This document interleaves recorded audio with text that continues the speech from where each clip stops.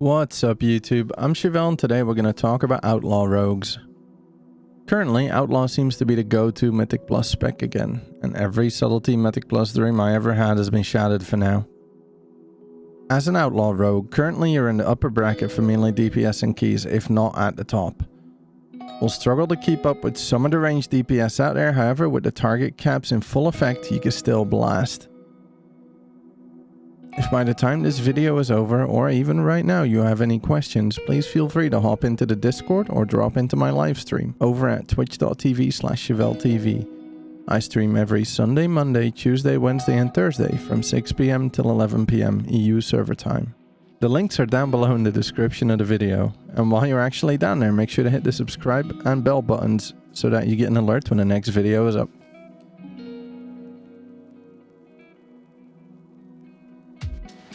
Alright, first up, changes for Outlaw. Let's see what we've gone through, what has changed, and what is new with the pre-patch.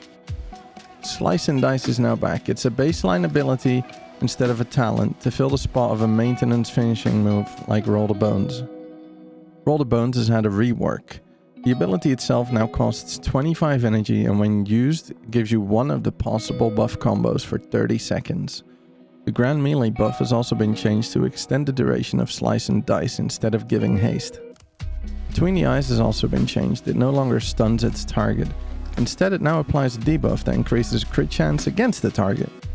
This adds a beneficial damage increase to the ability, making it worth using. Kidney Shot's back. This works pretty well with the changes to Between the Eyes and gives Outlaw a conscious choice about stunning instead of having a stun just be a part of your DPS rotation. No more accidental stuns in Sanguine. No more of you yelling at your group, "It's in my rotation, you fucks!" Blade Flurry changed. No longer does it give you 2 stacks of Flurry anymore. Now it's a simple 30-second cooldown, which is a great change because the cooldown on Blade Flurry now also gets decreased by every finishing move you cast because it is affected by Restless Blade. What will happen with this change is your Blade Flurry uptime will be very close to 100% now. Riposte has been removed and Outlaw is back to using evasion. Overall this doesn't change much except with Riposte some of the ranged attacks that came at us we couldn't parry, but we can dodge them. Dreadblades is the talent that we've been given instead of the Slice and Dice talent. This talent is inspired by the artifact ability in Legion. Even though they were popular in Legion, it does not end up being a very strong cooldown overall since Outlaw already has a lot of mechanics that give fast combo points like the double attacks from Sinister Strike, Broadside and Rootlessness. Poisons have also returned to all rogue specs. For Outlaw this means we have access to crippling poison, wound poison and instant poison. With poisons back we have an iconic rogue ability returning to our toolkit. When it comes to gameplay, it really changes nothing for us, besides the fact that some of us may have to grab a weak aura to remind us from applying poisons every hour. You know who you are. Shiv has also returned as a utility ability. In pre-patch, we only have rank 1 Shiv though, so the only interaction it has is with active, non-lethal poisons, so it's not too impactful currently. Alright, on to the Azerite Traits. I'll keep this one short and simple for you guys so you can get into the dungeons faster and start blasting. You want to grab a triple Heart of Darkness, 1 Brigand's Blitz, and 2 Keep Your Wits About. The best pieces you can pick up to grab these traits are the Gibbering Maw, the Great Conversion Shoulders, and the Flesh Beast Carias. All these are from the raid, from Raden, N'Zoth, and Carapace of N'Zoth.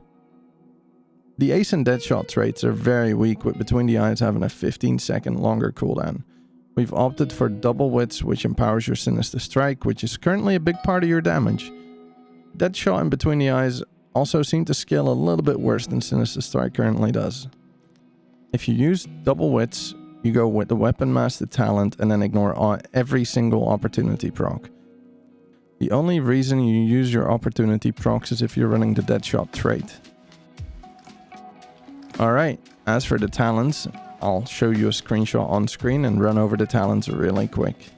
On the first row we've picked Weapons Master because we'd like to play double Keep Your Wits About. If you do not have a double Keep Your Wits About, you could pick Quick Draw. On the second row, Acrobatic Strikes. Just because we love being called ranged when we're in melee, this increases our range, making our life a lot easier. On the third row, we pick Deeper Stratagem for the extra combo points and a flat 5% damage buff to your finishers. Fourth row, I would recommend Cheat Death, but you can pick whatever you'd like here. On the fifth row, personally, I like picking Prey on the Weak to help increase my group's damage on targets I stun, but Dirty Tricks is equally viable. On the sixth row, we pick Alacrity. We don't really go for haste as a stat, so we have to grab it from our essences and talents when we can. On the seventh row, I've picked Dancing Steel. You can, however, pick Blade Rush if you have a Mythic Plus group that pulls big enough. When your target count goes up, Blade Rush will become better than Dancing Steel. For most of you, Dancing Steel would be better though. As for stats and trinkets, stat-wise, you're going to pick Verse over Crit, then Mastery, and then Haste. Crit and Mastery being roughly equal.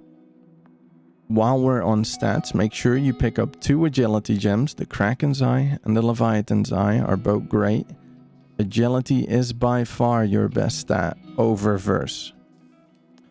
As for trinkets, you pick a Spyglass and a Torment in a Jar, or a Spyglass and a Corrupted Gladiator's Medallion, which gives you main stat and versatility on use.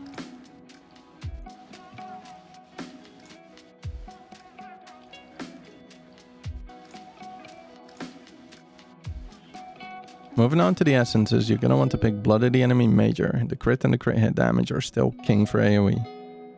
As for minors, you're going to want to pick Crucible of Flames for a flat damage increase, and the scaling on this is just amazing.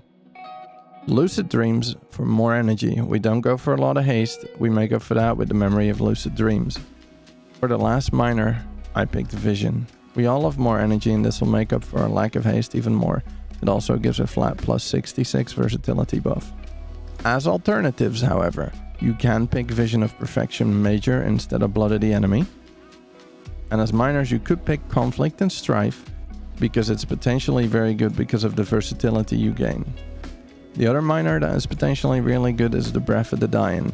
Again, the scaling on the damage essences is insane, so you could grab it for the flat damage. If you want to pick one of the alternatives, make sure you sim your character to check if it's better for you. Most of us will benefit the most from Crucible, Lucid, and Vision. Alright, last but not least, I've got a couple of tips and tricks up my sleeve. This is a very short list, honestly. But it's some of the things that I do or know that some of you might not. As for rerolling your buffs, this is one of the questions I get most on stream. You can't reroll that much anymore with the spell having a cooldown. However, you reroll Buried Treasure, which is the energy buff. You reroll Grand Melee, which is the haste and leech buff.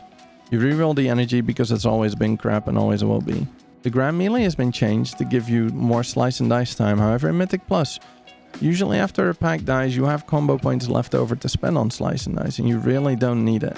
As for the second tip, this one's short and simple. Don't reroll when Blade Flurry is up. Third tip, always focus the target you put your Between the Eyes up on. Between the Eyes gives you a damage buff now, so make sure you stick on that target to spread the damage from that target. Fourth and last tip is going to be weapon item level is king on your main hand. However, for your offhand, you're going to want a Diver's Folly. The scaling on Diver's Folly is insane. The proc still works because it's not corruption. You need this. Try and join a pug and grab a Mythic Folly or a heroic one if you have to.